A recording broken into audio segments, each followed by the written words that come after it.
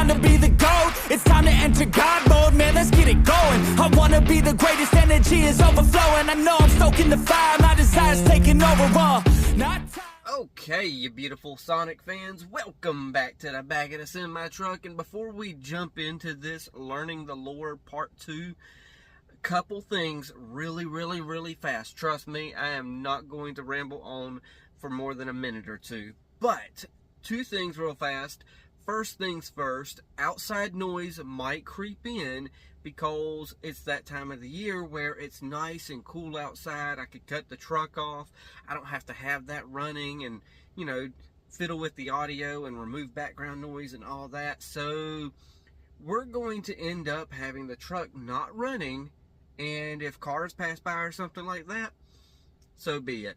But the other thing is, in the first part, I was using the channel of Jay's Reviews. And yes, I am still going to use his timeline for the games for the most part. Well, not for the most part. I am still going to use his timeline. And I know a few of y'all just don't really care for his timeline. If he's got anything wrong and you think any differently than him, leave a comment down below, put a timestamp, correct him, and let me know, because that's the whole journey of this thing, is learning the lore. And this is his part 2 after dealing with the classic Sonic games, you know, the classic era, the 90s. So yeah, that's what we're dealing with now. Is I believe we're about to be jumping into the 3D part of Sonic, or the beginning 3D part of Sonic. So I'm still using Jay's Reviews just because I want some consistency, and I don't want to start watching on somebody else's and then they've already did all the stuff that I've already been over. So it's just a consistency. If I get the word out of my mouth, it's just a consistencies thing. Or if I got the word out of my mouth again. Either way though, I don't run off of scripts, so that's what we're doing. Nonetheless, so part 2 of Jay's Reviews, and I'll leave a link down in the description. And this review of his lasts for an hour and a half. Now, I've cut this down to 27 minutes so that I could do this in 3 parts. That way, I'm going to end up, you know, having like a 6 to 7 hour part. You know, it's going to, this Learning the Lore of Sonic video game timeline, it's going to probably be about 6 to 7 to 8 parts total. So I say, so I don't waste no more time, let's go ahead and switch the screens up. And I'm up here in the top little corner now, and we've got Sonic down in the bottom corner over there where I was just at. So if you were around for the first one, then you already know the drill. I'm going to press play. If I've got something to say, I'm going to pause it. If I don't, I'm going to just let it play through. This first part, I'm going to let it play through a little bit, because I do know that this part is kind of going over a little bit of what we were just already seeing from part 1. So 3, 2, 1, and play. The following video is part 2 of my 3-part series covering the chronology and history of Sonic the Hedgehog. If you missed part 1 last week, I'd say watch it first, although I'm not your boss. If you did miss it, I'll briefly say that in last week's video I covered the plots of the Sonic games released in the early to mid-90s, back when games were still in a Wild West phase in terms of story and localization. I also began building up the chronological order of the games. Where we last left off, I was talking about Sonic R for the Sega Saturn. An inconsequential game, all things considered, but I had said that while Sega was... Okay, and I do remember that being one of the last parts of, you know, his going over everything, is Sonic R, which of course the R stood for racing, and that just sounded horrible because there was no vehicles in it. It was just the characters running around a track. But either way, let's continue. I've only got 28 seconds into this video and I've already paused it. I'll try not to talk too much, but I can't make no promises. So were struggling to bring Sonic to 3D in the mid-90s. When they finally got it right, it was quite the shift in the Sonic series. Sonic Adventure.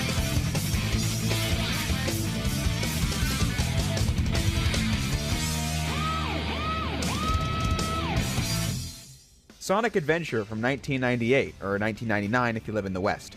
This game was one of the main launch titles for the Sega Dreamcast and sought to make an impression. Big open 3D levels, more characters, full voice acting and cutscenes, impressive set pieces and visual effects, all the things you'd want to sell a console off of. Now, pretty much all of these things are incredibly dated today, but I get ahead of myself.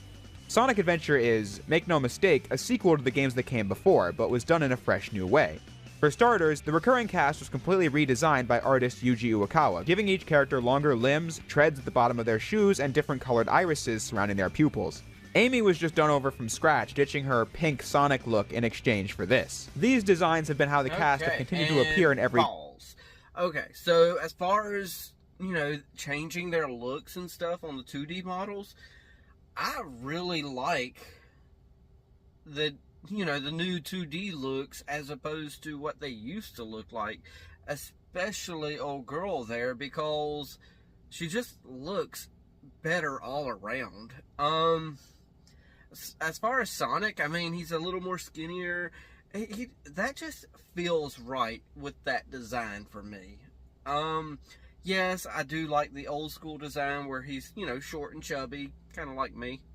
But ultimately, the designs that they had for Sonic Adventure, the 2D models, was pretty good. It's far better than what the old school designs were. But, I don't know, just an opinion. Either way, let's go ahead and continue and play. Game going forward. Sonic Adventure did a lot to unify the Sonic brand into a more cohesive whole. As the last video can attest to, despite the games being the same, the story surrounding them was completely different in each region. The US branch of Sonic having its own story and characters, the European games and comics having their own, and the same was true in Japan. The Japanese lore and story was always the main one that Sonic Adventure was continuing, but redesigning the cast was a good way to wipe the slate clean and unify the whole series together. Although it wasn't an outright dismissal of everything that came before from other regions. For example, this was the game that confirmed that Dr. Eggman's real name was Dr. Robotnik, even though that was something the localization team completely made up for Sonic 1. By Sonic Adventure 2, Eggman just starts... Pause. Okay. So I was right the whole time. His name was Dr. Robotnik. It wasn't always Eggman. So it's now canon according to this video. So all my time...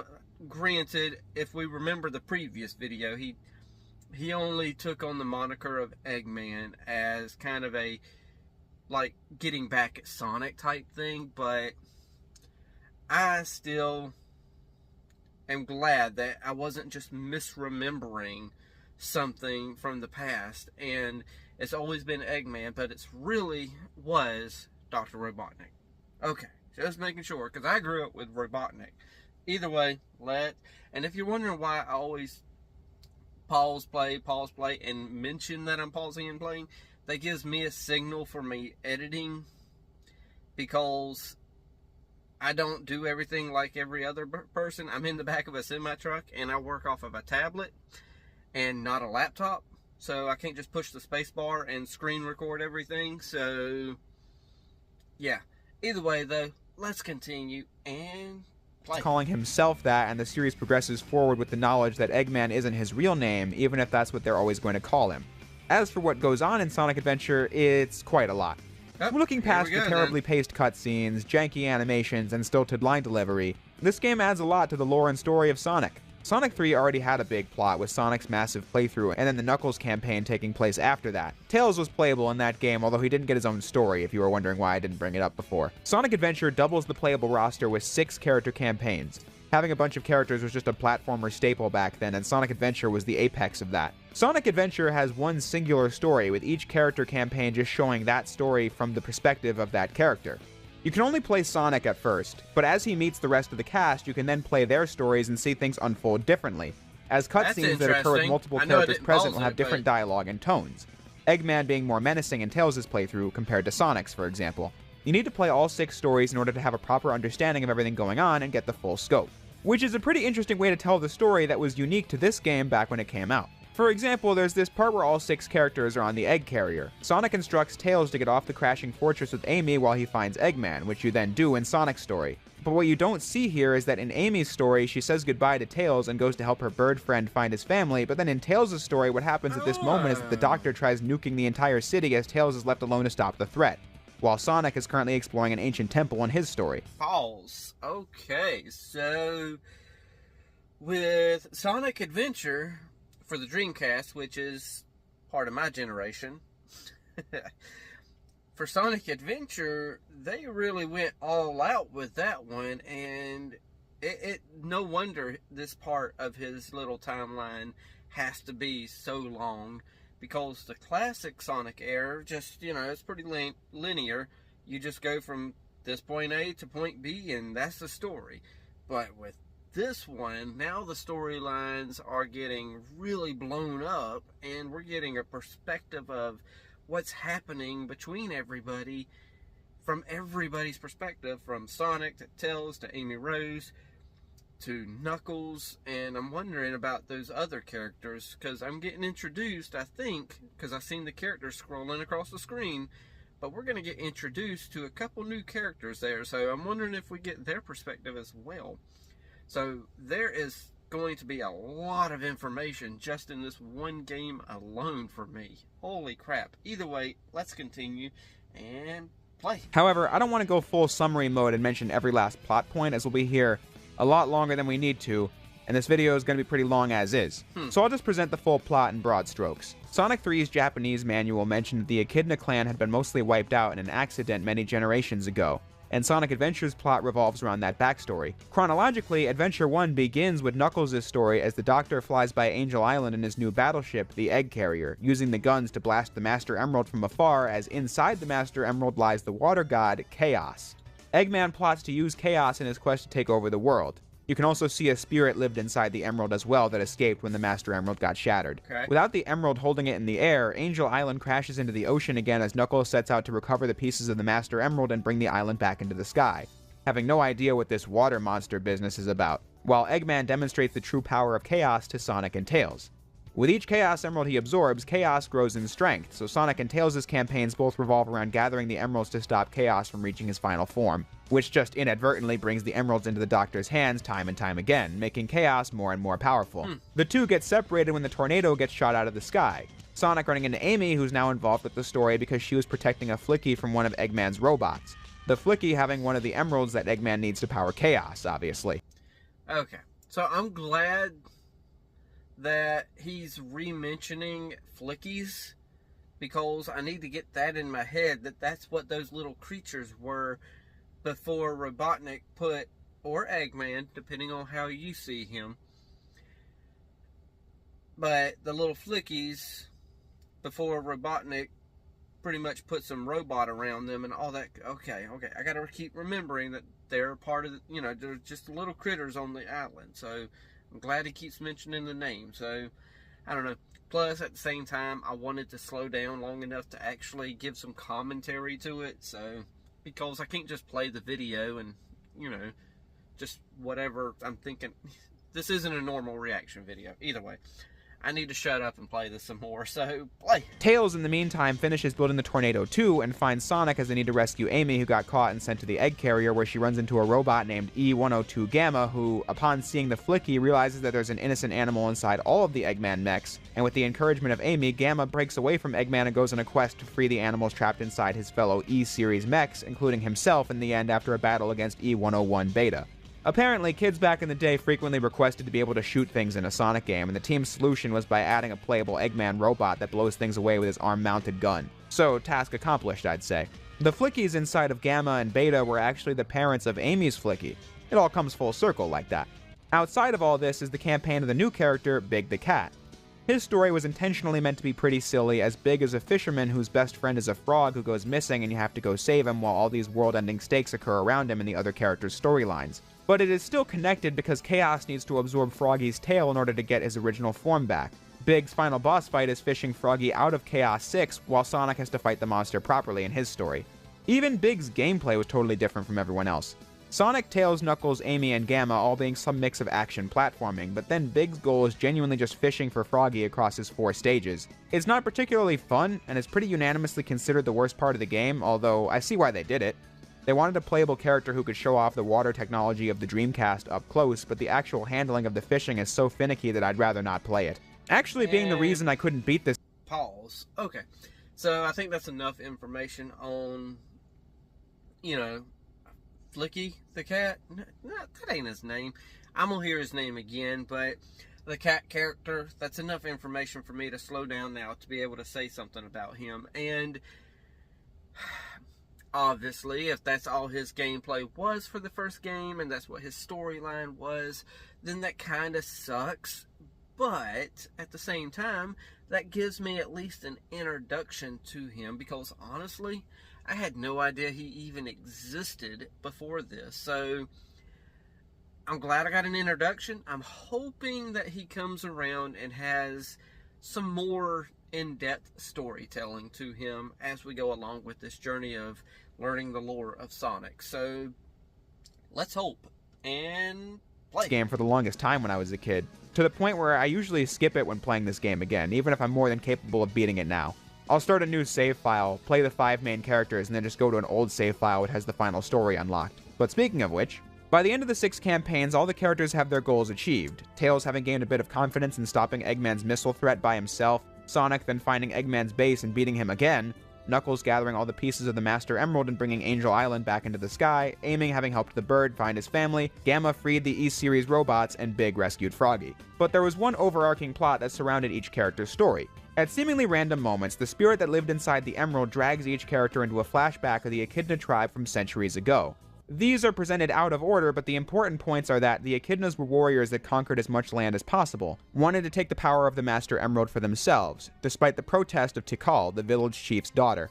Tikal was familiar with the Master Emerald and the colony of Chow that lived alongside it. The Chow are tiny creatures that the player can raise and take care of in the main game, since Sonic Team wanted to include a virtual pet simulator alongside all the other mechanics in this game. Okay. So... So even in this Sonic lore, we're getting backstory on Knuckles' ancestors. That is crazy, the amount of lore this, series has.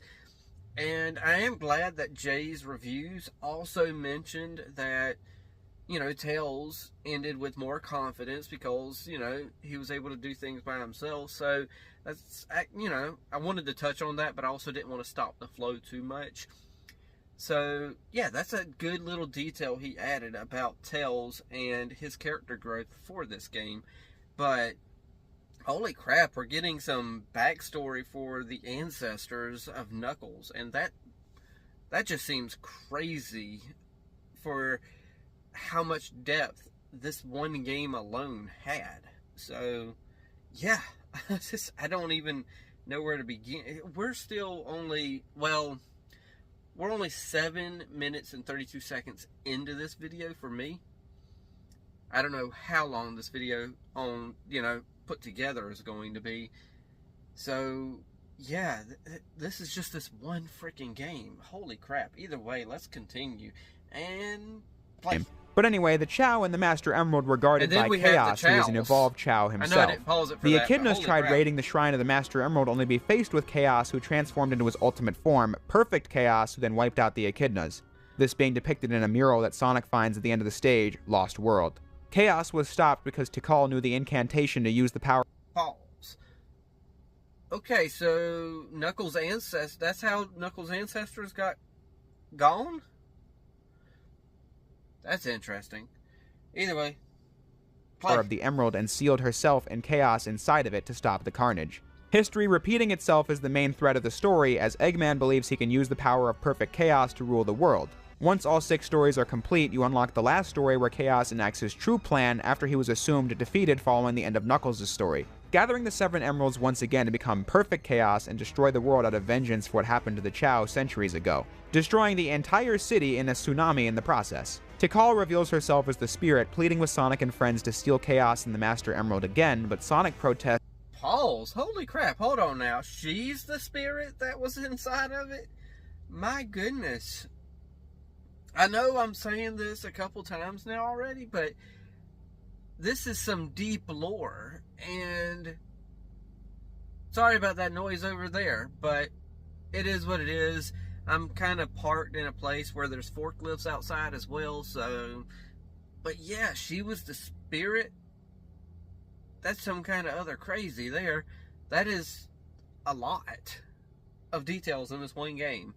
And let me go ahead and give an ear out just to kind of hear what they're doing out there. Okay, let's continue this and hit that play button now. So this will only keep the cycle going and cause this to happen again someday.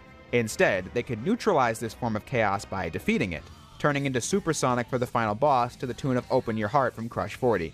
The band that would supply the rock theme tunes the Sonic series would adopt from this point forward, another precedent set by this game. Can't hold on much longer. I will never let go. I know it's a one-way track. Tell me now how long this will last. Sonic's plan actually works, reverting Chaos back to his base form, giving Tikal the chance to show him that the Chao have thrived in the generations since that initial incident, putting Chaos at peace, allowing the two of them to go on to the afterlife, while the game ends with Sonic already moving on to the next adventure. And with the entire city of Station Square leveled by perfect chaos, Tails gives his assessment of the damages, All's well that ends well, right? thus ending Sonic Adventure. Okay, so thus ends Sonic Adventure. Tails, all's well that ends well. The whole city got leveled.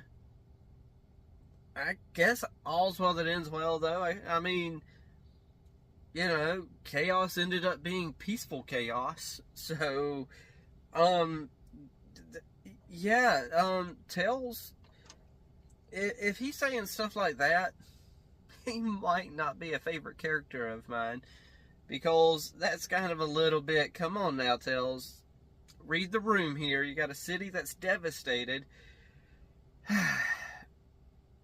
Either way, it was only 9 minutes and some odd seconds, but for that just to be all within one game, you've got 6 storylines. Granted, one of them was just a cat trying to catch his pet frog, but you've got 6 different storylines all together forming one cohesive story for the Dreamcast on one disc. I believe it was only one disc. There's a lot of lore there, because we got Knuckles' ancestors, it looks like. Within all of that, we've got, you know, the little pet creatures that you can raise within all this.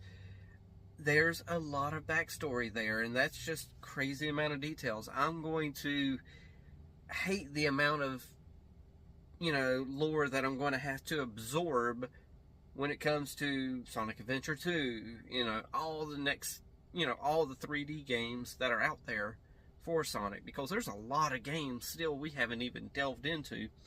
But nonetheless, though, one way to start delving into them, let's hit that play button and see what the rest of this video has to offer, and play.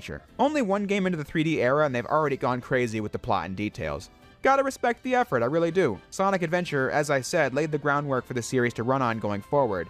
This being the first game where a villain other than Eggman was the final boss, the first game with these new designs and music, these voices for the characters that would stick around for the next 5 years worth of games, and this approach to storytelling that would also stick around for almost every single game discussed in this video. So yeah, it goes without saying that this one is a big deal in the franchise, successfully kicking off the launch of the Dreamcast and remaining its highest selling game.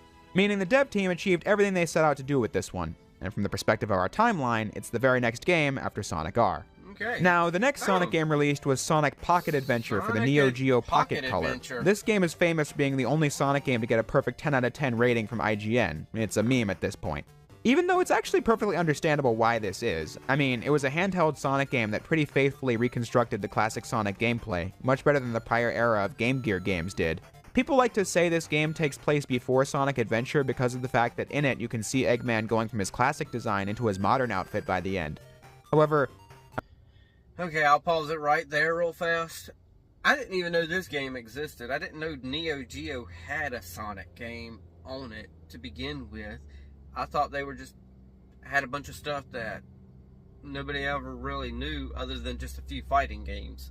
So I didn't know they had anything for this. This is just out of left field for me. And I think this might be where some people disagree with Jay's reviews here, because he did mention right before I stopped it that some people believe that this goes before Sonic Adventure.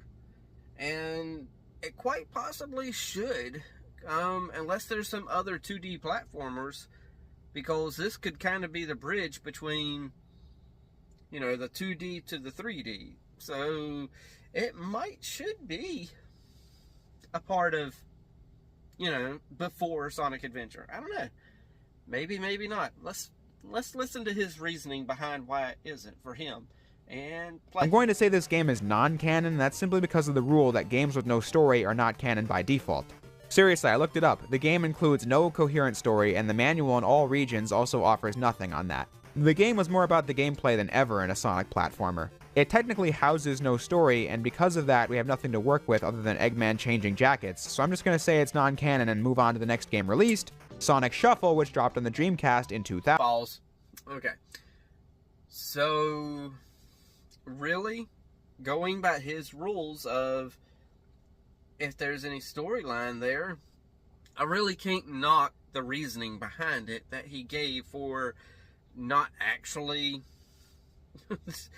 putting it before Sonic Adventure. And he really didn't put it in the timeline at all that much, other than because of the change of jacket. I think he put it in there, but he didn't. I can't remember. But pretty much in a nutshell, me personally, I can't argue with it, because if it don't have a storyline, then it just falls anywhere. Either way, Sonic Shuffle. Is this a card game? Is this what? I have no idea. But either way, according to what I'm seeing right here, it came out over 20 years ago. So, let's continue and play.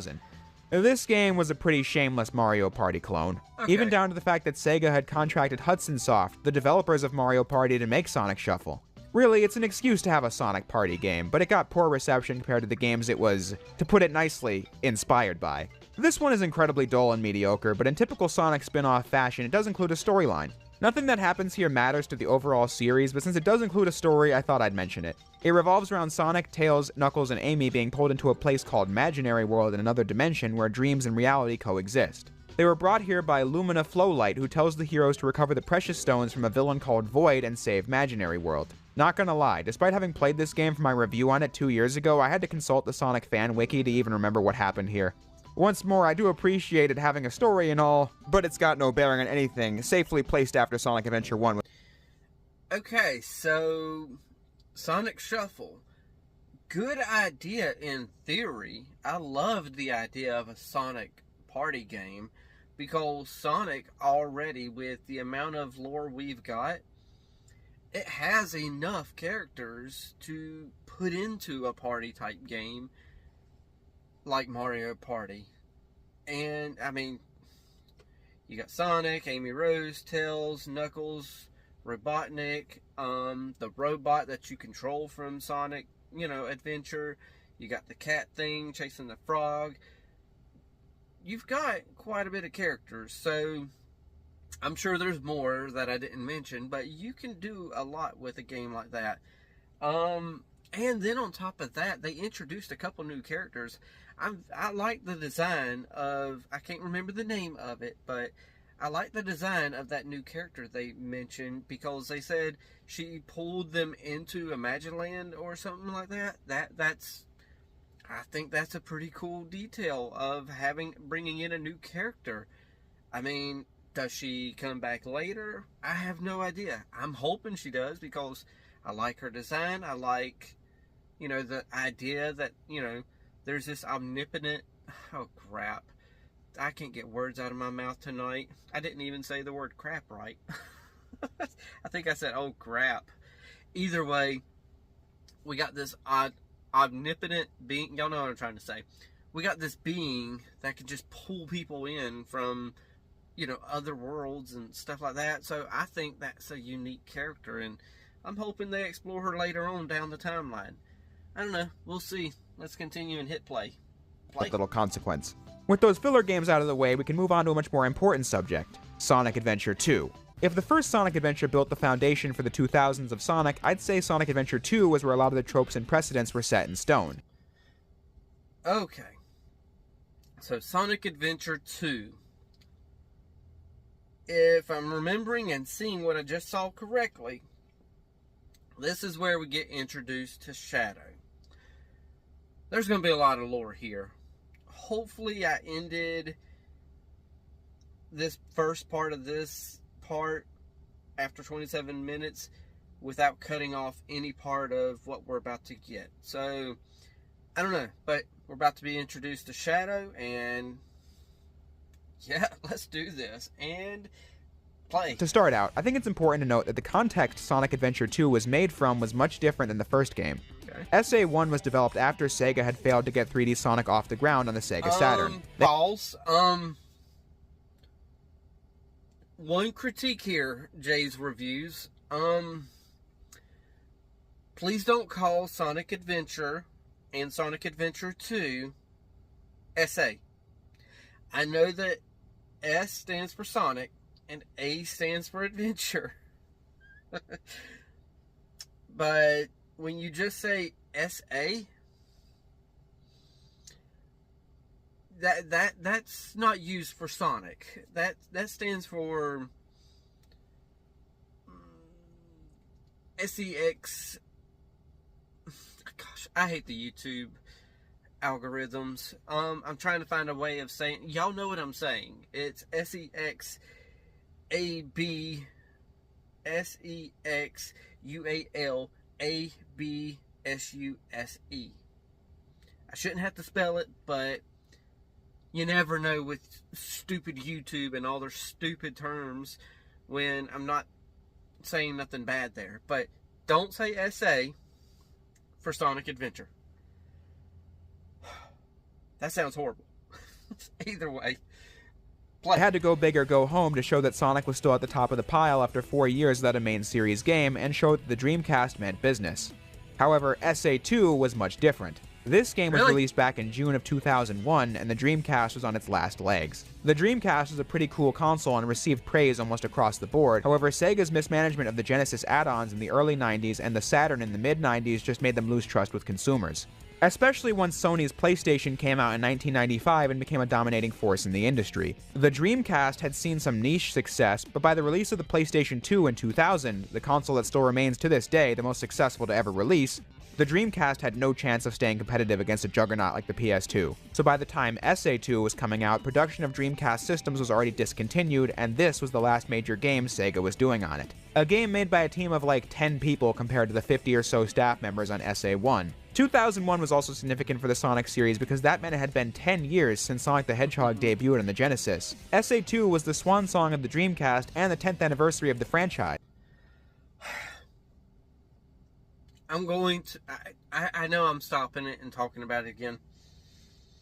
I'm going to have to try to tune out every time he says SA2.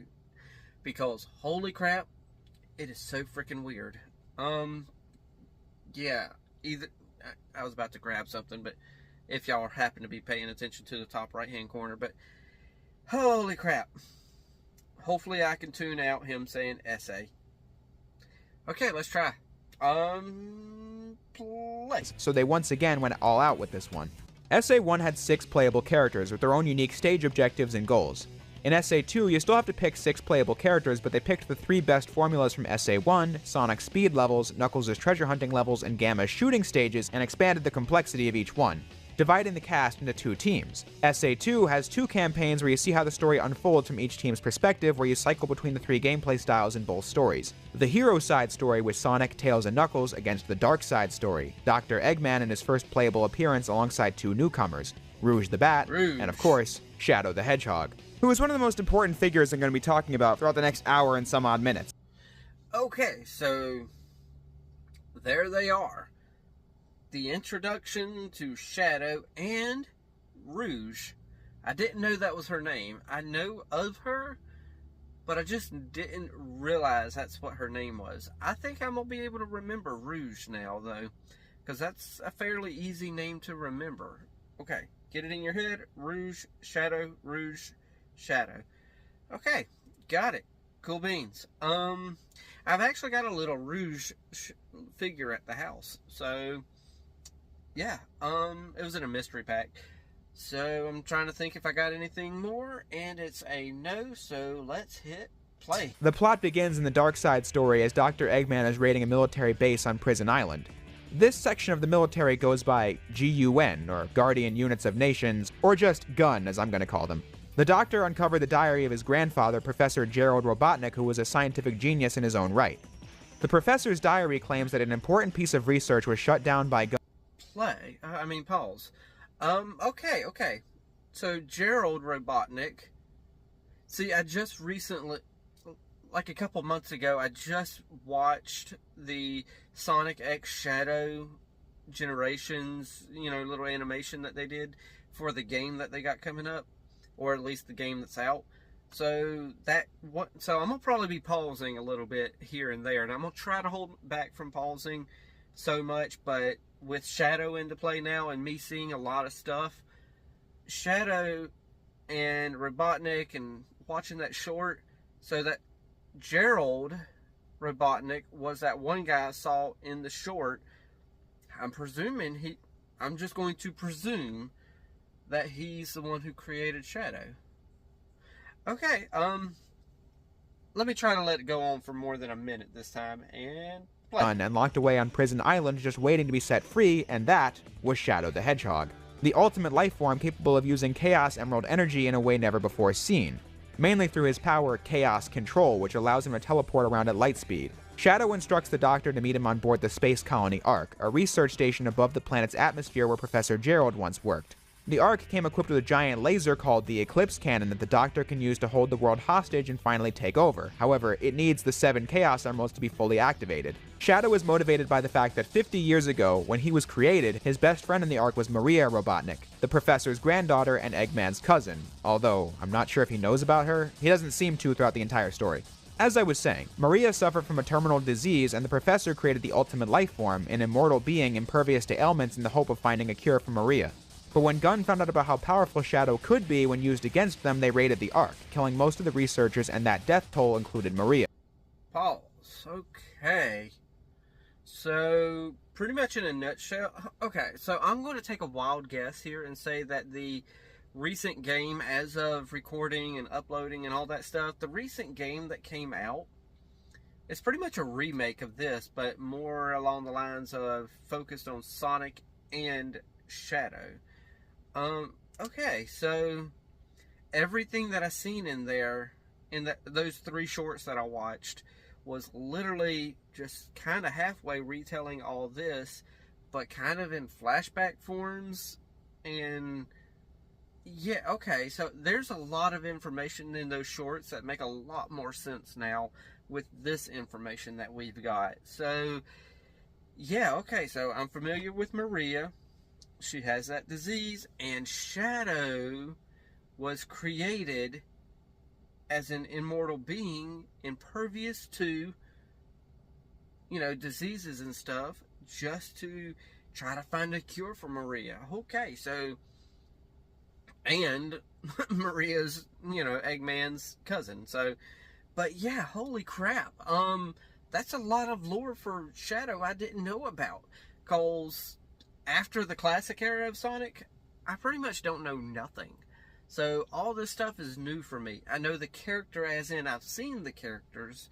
I just don't know the characters. So, yeah, okay. So this is why everyone loves Shadow so much. He's got that tragic backstory, and he's somehow able to keep on going and all that stuff. Okay. Oh my gosh. Okay, yeah, let's keep going, because if I don't push play, and let's see, we got 12 more minutes of this with me pausing and stuff. So yes, because of course, like I already said from the beginning, this video of Jay's reviews was an hour and a half long. I pretty much cut them up into 3 segments of 27 to 30 minutes a piece.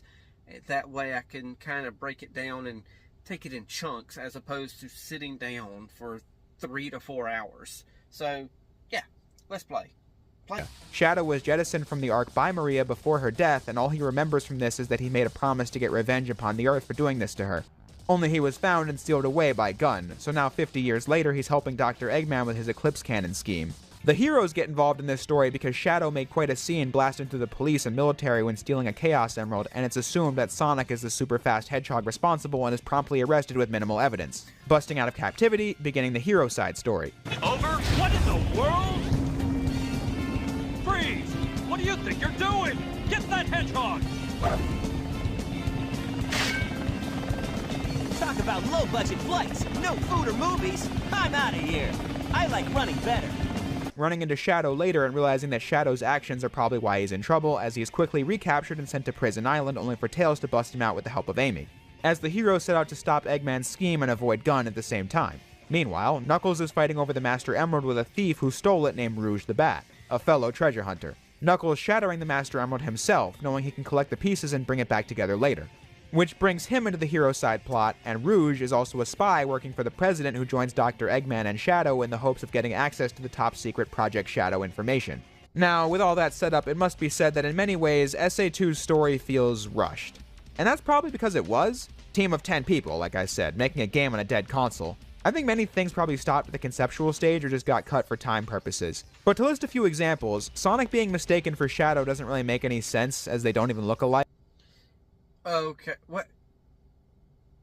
I was hitting pause in order to say something else, but he just said that how Sonic and Shadow don't even look alike when, let's be real, they're both hedgehogs who run super fast, and all you're seeing is a blur of them as they're running and doing whatever they're doing. Plus, it looks like a lot of this story takes place at night, so I could see how Sonic could get misconstrued as, I could see how Sonic's misconstrued as Shadow for doing what he was doing. But, yeah, nonetheless, I think what I was about to say, because what he just said was throwing me off when he said that Shadow and Sonic don't look alike. Granted, side by side, no, they don't look alike. But, any other way, they do. But yeah, there's a lot to Sonic Adventures 2. I am not going to say SA2.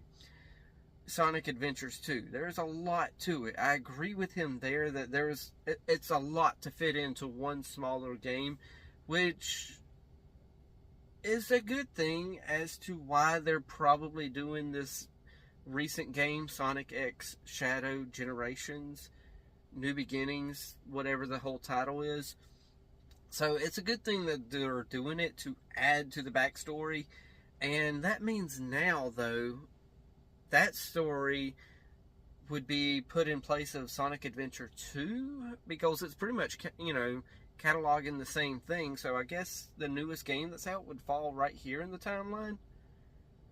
Not exactly sure where it would fall. So yeah, it was a lot to fit into this game. I agree with him there, but yeah, he threw my train of thought so far off when he said that they don't look alike. When, no, side by side, they don't look alike. But zooming past somebody in a blur, yeah, they could look a little bit alike. So either way, let's continue. And I personally believe this was a plot point they developed way earlier in development, back when Shadow's design was still meant to be a Sonic lookalike, the closest match to the Hedgehog that any Sonic rival had ever been. But they eventually settled on the iconic final design of Shadow that just barely resembles Sonic. But then you have the fact that Shadow was being held in stasis by Gun for 50 years. So they already know who Shadow is, so why are they chasing Sonic for the crimes of Shadow when they already know Eggman busted Shadow out? Only the purist of headcanon could explain that one. okay, so now I can agree with him with that plot point of they knew about, Gun knew about Shadow. So I can agree with him that it doesn't make sense to arrest Sonic for something Shadow did if they knew about Shadow and, what he's capable of. So that part I can agree with. But to say they don't look alike, they do, depending on the circumstances. So, yeah, let's continue. Away. Also, Rouge is a spy for the president, and Gun answers to the president, but Rouge still has to fight Gun while working with the Doctor, and Gun seemingly isn't in on the plan, as Rouge helps Eggman and Shadow steal 3 Chaos Emeralds from Prison Island and use them to blow up the moon with the Eclipse Cannon as a demonstration of power to the people of Earth. I guess the president really needed that Project Shadow data by any means necessary. The details get pretty messy here, in a way they almost never did back in Sonic Adventure 1.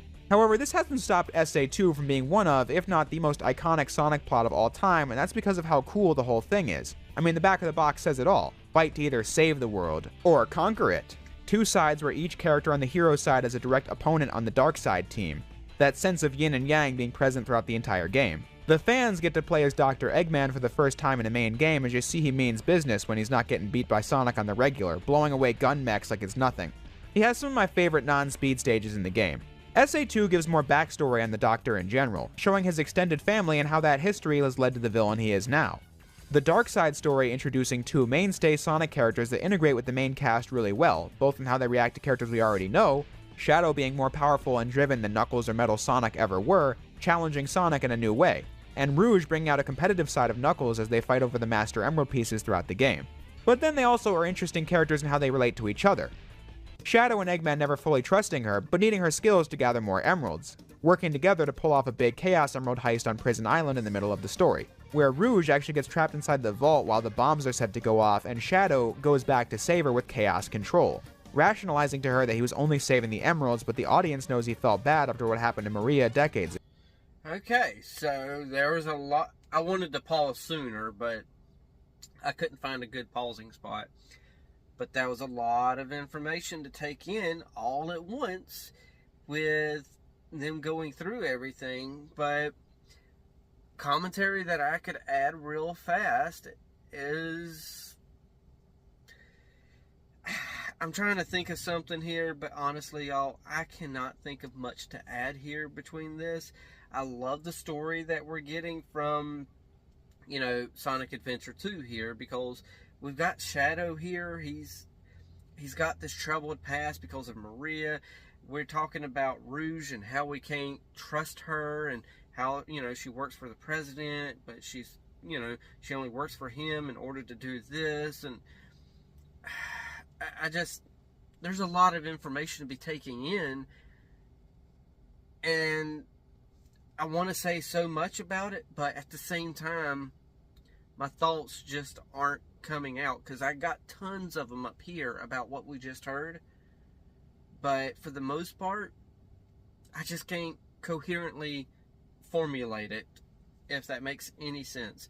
And sorry if it doesn't make sense. I don't know, there's just so much going on with this. So I don't know, let's continue though, because this is a lot of lore, and obviously it's going to definitely sink in, especially when I have to edit this, because when I have to edit all this together, then I'm getting all of this information a second time, which just does nothing but reinforce it in my head for me to know where I am. So either way, go. Maybe there's more to Shadow than just getting revenge. Complex stuff? Perhaps not. But like SA1, it's just a level of story that most platformers did not bother with back then. Especially as this game predated all the amazing boundary-breaking games that would release on the PS2 in the years that followed this game. Ones that made it pretty clear how dated SA2 was in terms of animation and voice acting and sound mixing, my god. Calling it SA. No food or movies. I'm out of here. I like running better. But still, it's a cool game. One that has a great climax. All story points converge on the Space Colony arc, as Eggman has 6 of the emeralds inside the Eclipse Cannon. The heroes plan on using a fake emerald that Tails created by studying a real one to overload the Eclipse Cannon and shut it down. But in the Dark Side story, you see Eggman detect 2 emeralds on radar, meaning the heroes obviously have a fake one, leading to what's agreed on by most people as the best scene in the game, as Eggman holds Amy at gunpoint in exchange for the emerald. Wow. Sonic and Tails think this is the perfect way to... Pause. Eggman, this is a children's game. Chill out. You don't have to point a gun at Amy just to do what you're doing. I mean, if you shoot that, ray from the arc or whatever you're trying to do, you're going to destroy stuff, and then you won't roll over the earth or anything. You're just going to roll over damaged goods. Either way, Yes, I know it's a little exaggerated on my reaction there, but my goodness, it's a kid's game. You don't have to hold, somebody hostage at gunpoint here. Either way, let's continue. Trick him with the fake emerald, but he traps Sonic inside the escape pod rigged to explode and goads Tails into revealing it's a fake before launching Sonic to his death. So, how did you know it wasn't the real one? Tails! Because you just told me, Fox Boy. I think that ranks pretty high to this day for one of the best scenes of Eggman as a villain. But Sonic escapes by using the limited power of the fake emerald to use Chaos Control after seeing Shadow do it earlier, making one final Pause. Okay, so going back a little bit, so he holds Amy at gunpoint, then he puts Sonic in that tube thing in order to send him to his death.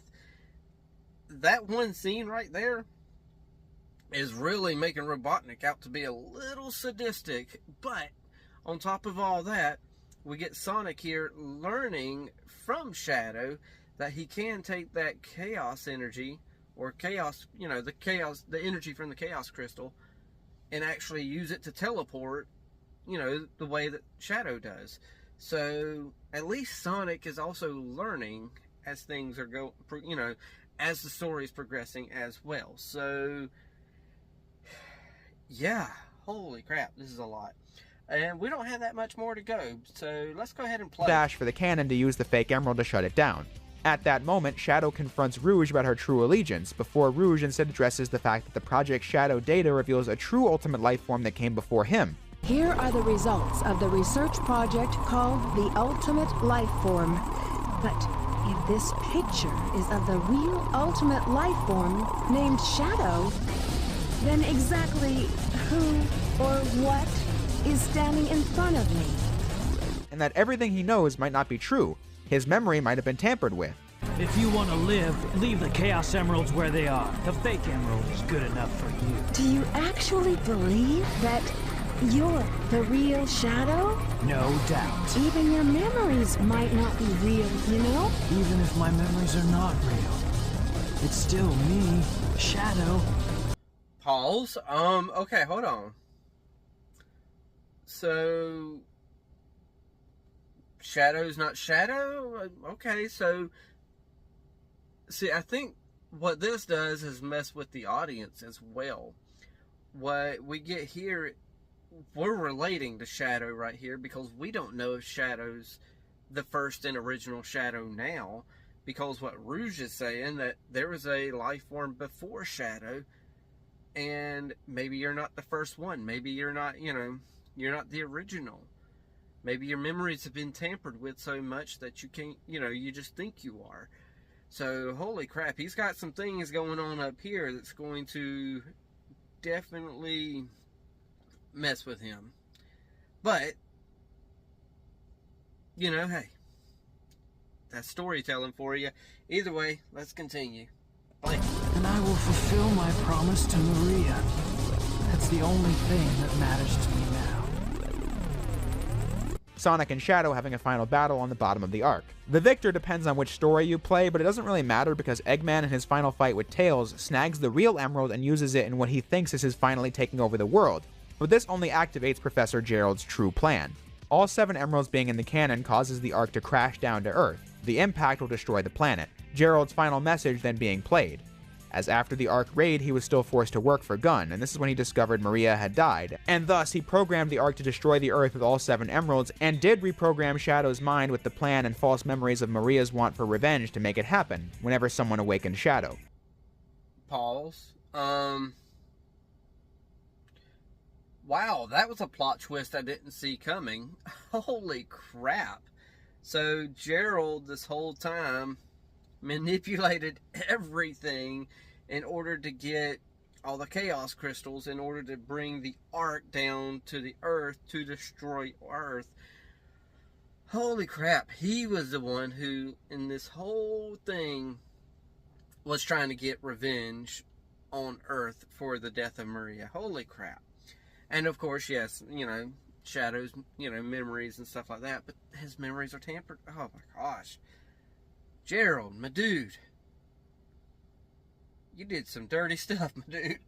Play. When Gun caught wind of this, he was then put to death. but all the pieces were in place for his plan to be achieved. The setup for the final story is that Sonic, Tails, Knuckles, Rouge, and Dr. Eggman team up to reach the core of the Ark to use the Master Emerald to stop the powers of the Chaos Emeralds, thus stopping the Ark from colliding with Earth.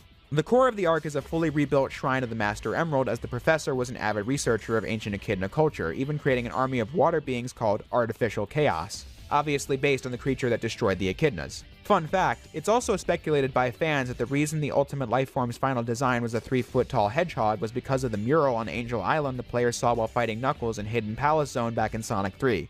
The mural depicted Hypersonic's battle with the Doctor to recover the Master Emerald that happened at the end of that game. There has never been an in-universe source that backs that up, but it's a fan theory that does exist, with nothing outright Pause. Okay. I can agree with that fan theory. I mean, if that's pretty much the only explanation as why he's a, 3-foot-tall hedgehog. So I say go with it. Make that canon in your head. So that's canon for me, is because of the mural. So because he was basing everything off of, all that anyway. So yeah.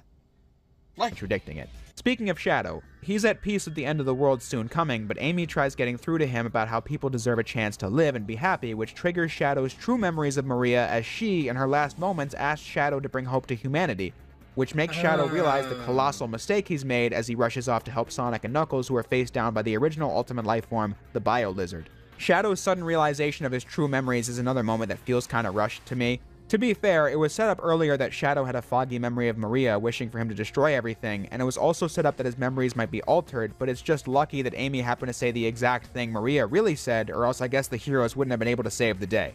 But as I was saying before, this game makes you forget about that sort of thing with cool, unforgettable moments. Shadow battling the Bio Lizard is the final challenge of the game, while Knuckles and Sonic try using the Master Emerald to stop the Chaos Emeralds, which does work, but the Bio Lizard uses Chaos Control to fuse with the station itself to force its collision with Earth. The professor really thought of everything here. And in the true final boss fight, Sonic and Shadow use the Chaos Emeralds to become Super Sonic and Super Shadow to defeat the prototype of the Ultimate Lifeform in the final minutes before the Earth. Okay, pause again. Holy crap, this game just doesn't seem to end. I mean, then on top of that, okay, so the lizard-looking thing is the Ultimate Lifeform. That's whatever on that. But holy crap, this game just doesn't end. Jeez. Oh my gosh. I know I'm just repeating myself here, but I'm kind of just at a loss of words of like, oh my gosh, now we got Super Sonic and Super Shadow now going against the third time, or at least it seems like a third final battle. No, I think we've had 4 final battles. The final battle between Sonic and Shadow, then we had that final battle with Robotnik, or was it not? I'm not sure. Then we had the Ultimate Lifeform final battle. Now we got this final battle. Holy crap. Either way, play. Is destroyed. Now, I have said that SA2 is one of the most fondly remembered Sonic plots throughout this whole segment, but I think it's fair to say that this is the most beloved Sonic finale of all time. Start with the fact that it's kind of a tough boss as you trade between Super Sonic and Super Shadow to land blows in the monster's weak spots, and then the moment is built up through all this dialogue you hear as these characters who have spent most of the game at each other's throats are now all together rooting for Sonic and Shadow to save the day. Can you hear me, Sonic? Shadow, you two are the only ones who can stop him now. You're our last hope. Everyone here is rooting for you. Good luck, and give him trouble. You can do it. Sonic, I think I've discovered what the Ultimate Lifeform is. It might be you. Shadow, I understand. You're unstoppable. Let's destroy this creature now. Everyone is waiting for us back on Earth. Then there's the main theme of the game, Live and Learn, from Crush 40 blasting in the background at full volume. This song basically became the anthem of the Sonic franchise for the next 10 years because of its being associated with this final boss. Every time Crush 40 plays this song live, in fact, all the fans in the audience immediately go crazy and sing to every single word.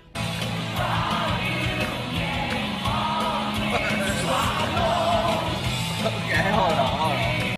Okay, so Crush 40, obviously a band, but they end up taking their song and they're like, screw it. All the Sonic fans love it. We're going to have the Sonic gameplay playing in the background as we're doing the song. So I just found that funny. I couldn't help it. I had to pause it. Plus, it's a song. So if if I pause it, copyright, all that good stuff. Either way, I can see how people could get hyped for this song, though, because, you know, it seems like it's, you know, got some good feels to it. Plus, people who then remember playing that game as a kid and then that final battle with this song as well, I guarantee you everyone just loved that moment in their childhood. Either way, let's play it.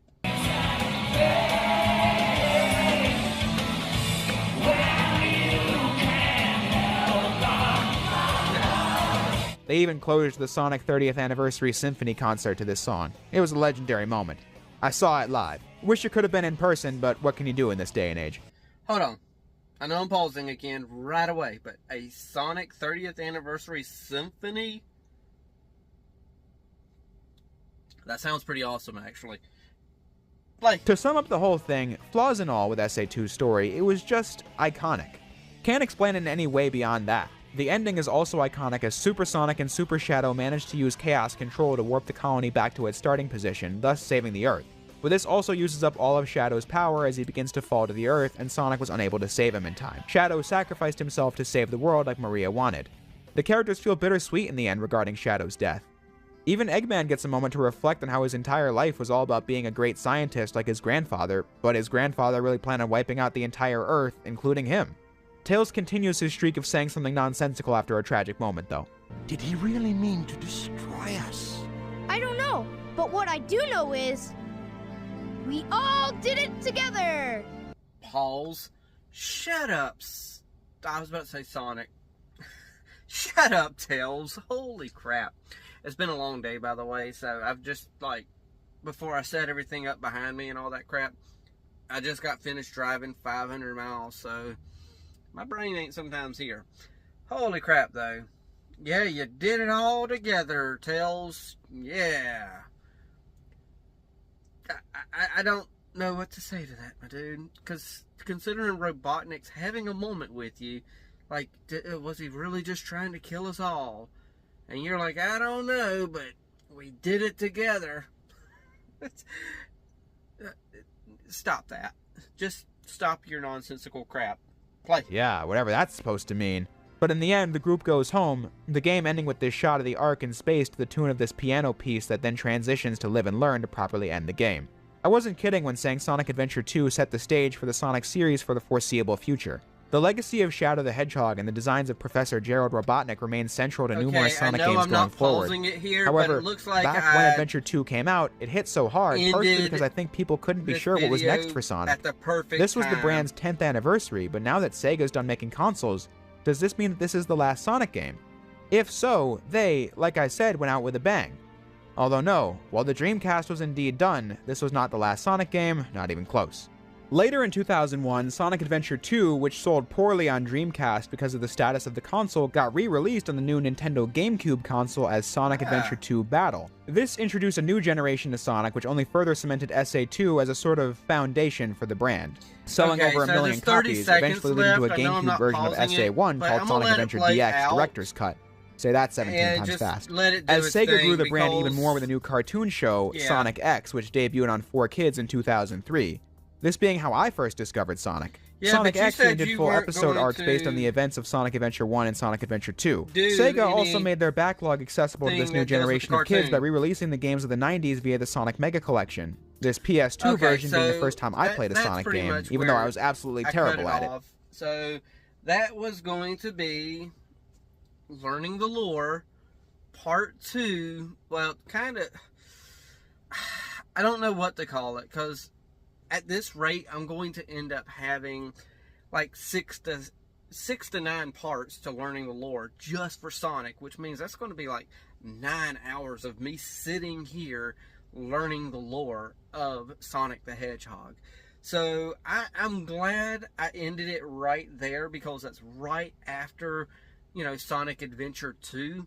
And honestly, that is a perfect spot to end it on, because we went over Sonic Adventure, then we went over Sonic, and yes, I refuse to call it SA and SA2.